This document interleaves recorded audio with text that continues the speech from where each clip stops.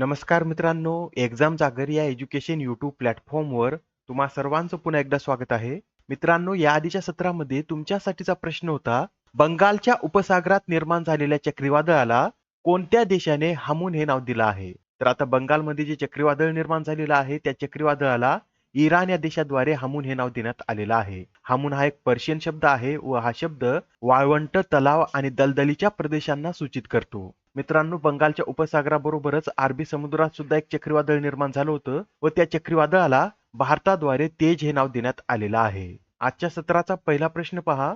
S&P global market इंटेलिजन्सच्या ताज्या आकडेवारीनुसार भारत कधीपर्यंत जगातील तिसरी सर्वात मोठी अर्थव्यवस्था बनेल?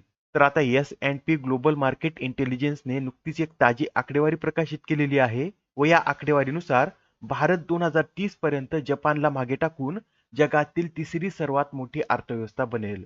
आणि 2030 मध्ये भारताचा जीडीपी किती असेल? तर 7,300 अब्ज अमेरिकन डॉलर इतका भारताचा जीडीपी असेल, असे या रिपोर्टमध्ये सांगण्यात आलेलं आहे. मित्रांनो, या अहवालामध्ये इतर सुद्धा काही अंदाज बांधण्यात आलेले आहेत, ते सुद्धा नोट करून घ्या. मार्च 2024 ला संपणाऱ्या आर्थिक वर्षात भारताचा जीडीपी हा 6.2 अथवा 6.3% वाढण्याची अपेक्षा आहे.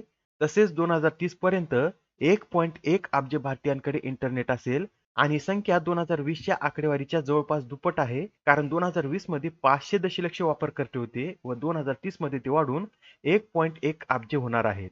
बरं, सध्या जगातील सर्वात मोठ्या 4 अर्थव्यवस्था कोणत्या आहेत? तर यामध्ये प्रथम क्रमांकावर अमेरिका आहे. अमेरिकेचा जीडीपी हा 25.5 ट्रिलियन डॉलर इतका आहे आणि त्यानंतर दुसऱ्या क्रमांकावर चीन हा 18 ट्रिलियन डॉलरचा आहे. तिसऱ्यावर जपान आहे, तर चौथ्या क्रमांकावर 4 ट्रिलियन डॉलरसह जर्मनी हा देश आहे. प्रश्न क्रमांक दुसरा पहा. कोणता जिल्हा हा अधिकृत वृक्ष, फूल, पक्षी आणि प्रजाती घोषित करणारा भारतातील पहिला जिल्हा ठरला आहे? तर अशा प्रकारे अधिकृत वृक्ष, फूल, पक्षी व प्रजाती घोषित करणारा केरळ राज्यातील कासारगोड हा जिल्हा भारतातील पहिला जिल्हा ठरलेला आहे. या कासारगोड जिल्ह्याने जिल्ह्याचा अधिकृत वृक्ष म्हणून कंजिरम या वृक्षाला मान्यता दिलेली आहे. अधिकृत पक्षी म्हणून व्हाईट बेलिड सी हॉक, अधिकृत प्रजाती म्हणून कॅन्टोरोचे जायंट सॉफ्ट शेल कासव आणि अधिकृत फूल म्हणून पेरिया पोलाथली अथवा विक्रीनम मालाबारिका या फुलाला मान्यता दिली आहे. याबरोबरच हे सुद्धा लक्षात ठेवा, दिव्यांगांसाठीचे देशातील पहिले हायटेक क्रीडा प्रशिक्षण केंद्र मध्य प्रदेशमध्ये स्थापन करण्यात आलेलं आहे. रोबोटिक्स फ्रेमवर्क सुरू करणारे देशातील पहिले राज्य तेलंगणा आहे. भारतातील पहिला समुद्राखालील बोगदा हा मुंबईमध्ये तयार करण्यात येत आहे. भारतातील पहिले आंतरराष्ट्रीय मल्टीमॉडल लॉजिस्टिक पार्क आसाममध्ये स्थापन करण्यात आलं आहे. देशातील पहिले एअरफोर्स हेरिटेज सेंटर चंदीगडमध्ये सुरू करण्यात आलेलं आहे. पहिल्या मिलेट्स अनुभव केंद्राची स्थापना नवी दिल्ली, जगातील पहिल्या रोबोटिक्स चेक इन असिस्टंटचे अनावरण एअरलाइन्स एमिरेटने केलेलं आहे. तर भारतातील पहिला वॉटर मेट्रो प्रकल्प हा केरळ राज्याने सुरू केलेला आहे. प्रश्न क्रमांक तिसरा पहा. कापसाला विशेष भारतीय ब्रँड बनवणाऱ्या इतर सर्व प्रक्रियांची माहिती देण्यासाठी कोणती वेबसाईट लॉन्च करण्यात आली आहे? या प्रश्नाचं योग्य उत्तर आहे पर्याय क्रमांक 1, म्हणजेच कापसाला विशेष भारतीय ब्रँड बनवणाऱ्या इतर सर्व प्रक्रियांची माहिती देण्यासाठी कस्तुरी कॉटन भारत ही वेबसाईट लॉन्च करण्यात आलेली आहे. ही जी वेबसाईट आहे याचं उद्घाटन कोणाच्या हस्ते करण्यात आलं? तर केंद्रीय वस्त्रोद्योग, वाणिज्य आणि उद्योग तसेच अन्न आणि सार्वजनिक वितरण मंत्री पियुष गोयल यांच्या हस्ते या वेबसाईटचं उद्घाटन करण्यात आलं आहे. मित्रांनो, हा जो कस्तुरी कॉटन भारत आहे हा वस्त्रोद्योग मंत्रालय, भारतीय कापूस महामंडळ, व्यापार संस्था आणि उद्योग यांचा एक संयुक्त उपक्रम आहे. याआधी 7 ऑक्टोबर 2020 मध्ये वस्त्रोद्योग मंत्रालयाने कस्तुरी कॉटन ब्रँड या भारतीय कापसाच्या विशेष ब्रँडची घोषणा केली होती आणि आता 2023 मध्ये याची वेबसाईट सुरू करण्यात आली आहे. नेक्स्ट क्वेश्चन पहा. अलीकडे चर्चेत असलेले सुमित अंतिल हे कोणत्या खेळाशी संबंधित आहेत? तर आता हे जे सुमित अंतिल आहेत हे एक भालाफेकपटू आहेत आणि सध्या ते चर्चेमध्ये का आलेले आहेत? तर नुकतंच आता त्यांनी एशियन पॅरा गेम्स मधील F64 भालाफेक प्रकारात सुवर्ण पदक पटकावलेलं आहे आणि त्यांनी यामध्ये फक्त सुवर्ण पदकच पटकावलेलं नाही, तर या भालाफेक प्रकारात त्यांनी आशियाई पॅरा गेम्सचा विक्रम, विश्व विक्रम आणि आशियाई विक्रम सुद्धा प्रस्थापित केला आहे. बरं, त्यांनी किती अंतरावर हा भाला फेकलेला आहे? तर 73.29 मीटर इतक्या अंतरावर भाला फेकून त्यांनी हे विक्रम मोडलेले आहेत. आणि याच क्रीडा प्रकारात भारताच्या पुष्पेंद्र सिंग यांनी कांस्य पदक पटकावलं आहे. सुमित अंतिल यांच्याविषयी हे सुद्धा नोट करून घ्या. त्यांनी 2020च्या टोकियो ऑलिम्पिक मध्ये सुद्धा सुवर्ण जिंकलं होतं आणि 2023च्या पॅरिस वर्ल्ड चॅम्पियनशिप मध्ये सुद्धा त्यांनी सुवर्ण पदक जिंकलेलं आहे. त्यांना 2021 मध्ये खेलरत्न पुरस्कार तर 2022 मध्ये पद्मश्री पुरस्काराने सन्मानित करण्यात आलं होतं. प्रश्न क्रमांक 5 पहा. कोणता देश हा जगातील सर्वात मोठे घोस्ट पार्टिकल डिटेक्टर तयार करत आहे? तर आता जगातील सर्वात मोठे घोस्ट पार्टिकल डिटेक्टर हे चीन या देशाद्वारे तयार करण्यात येत आहे आणि या डिटेक्टरला चीनद्वारे ट्रायडेंट असं नाव देण्यात आलेलं आहे. बरं, जे घोस्ट पार्टिकल आहे त्याला मराठीत आपण भूतकण सुद्धा म्हणू शकतो. हे न्यूट्रिनो या नावाने सुद्धा ओळखले जातात आणि हे कण क्वचितच इतर कणांशी संवाद साधतात आणि असं आढळून आलं आहे की ते कधी कधी पाण्याच्या रेणूशी संवाद साधतात. यासाठी चीन सुद्धा पश्चिम पॅसिफिक महासागरात पाण्याखाली ही दुर्बीण स्थापन करत आहे. आता हा प्रश्न पहा, यामध्ये काय विचारला आहे, तर अमेरिकेच्या सर्वोच्च वैज्ञानिक पुरस्काराने नुकतेच कोणाला सन्मानित करण्यात आले आहे?